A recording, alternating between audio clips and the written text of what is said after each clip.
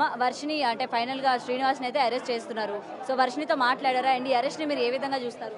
Arrest నేను హ్యాపీగా అంగీకరిస్తున్నానండి. మేము ఇరవై రోజులు పడిన బాధ పోలీస్ కమిషనర్ వారు, మీడియా మిత్రులు, సౌరుద్ర స్వామి గారు, జోగి అందరూ మా బాధ చూడలేకపోయారండి. నా పిల్లల్ని సేఫ్గా తీసుకురావాలని అందరూ మాకు రక్షణగా నిలిచినందుకు అందరికీ మా హృదయపూర్వక ధన్యవాదాలండి. వర్షినితో ఏమైనా ఫోన్లో మాట్లాడడం కానీ పోలీసులు మీ చేత మాట్లాడించడం కానీ ఏమైనా చేశారమ్మా ఈ గ్యాప్లో? చేయలేదండి. ఫోన్ చేయలేదా? చేయలేదు. ఆమె రెండోసారి నా దగ్గరికి వస్తే తల్లిదండ్రుల బంధము అందరి బంధం తెంపేసేస్తాను, ఎవరితో మాట్లాడను, ఏకంగా నా సొంతం చేసుకుంటాను అని మమ్మల్ని బెదిరిస్తుందండి. అంటే మీతో అసలు మాట్లాడనివ్వదంటండి. ఎవరు శ్రీనివాస్ అన్నాడా? శ్రీనివాస్ అన్నాడండి. శ్రీనివాస్ జైల్లో ఉన్నాడు కదా, వాడికి ఇంకా ఉరిశిక్ష పడాలండి.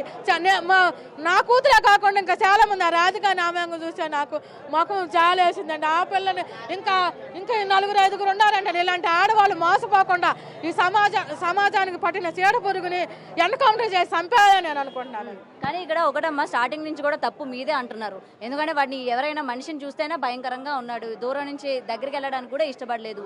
అలాంటి వ్యక్తిని ఇంటికి తీసుకొచ్చి పెట్టుకున్నారు కాబట్టి ఇవాళ మీరు ఇలాంటి లెసన్ నుంచి ఏం నేర్చుకున్నారు? ఇలాంటి వాళ్ళని ఇంటికి తీసుకురావడం ముందు మీదే తప్పంటారు. మాతాంగి అని ఒక మాతాంగి వేషంలో వచ్చిందండి. నరరూప రాక్షసుడు అని మేము అనుకోలేదండి. మాతాంగి అని మేము పూజ చేయడం జరిగిందండి.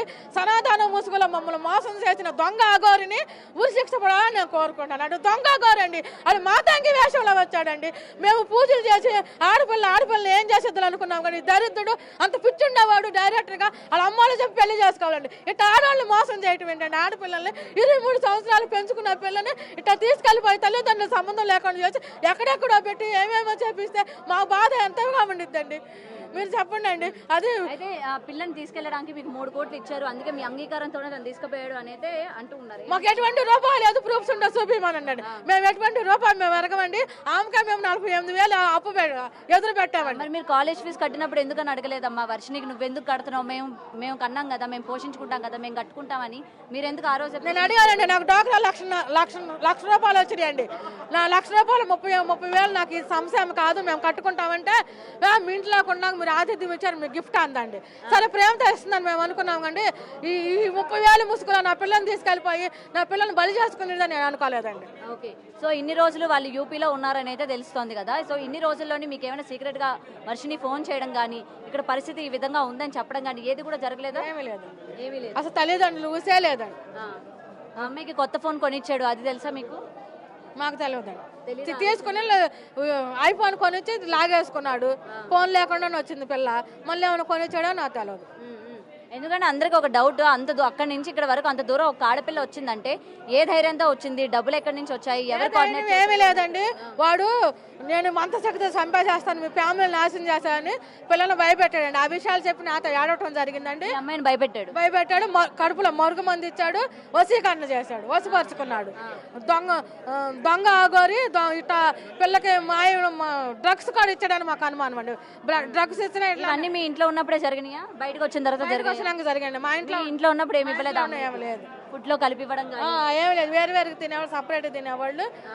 పాపకు నా ఎగిరే కూర్చొని తినేది. వాడు ఏం తినేవాడు?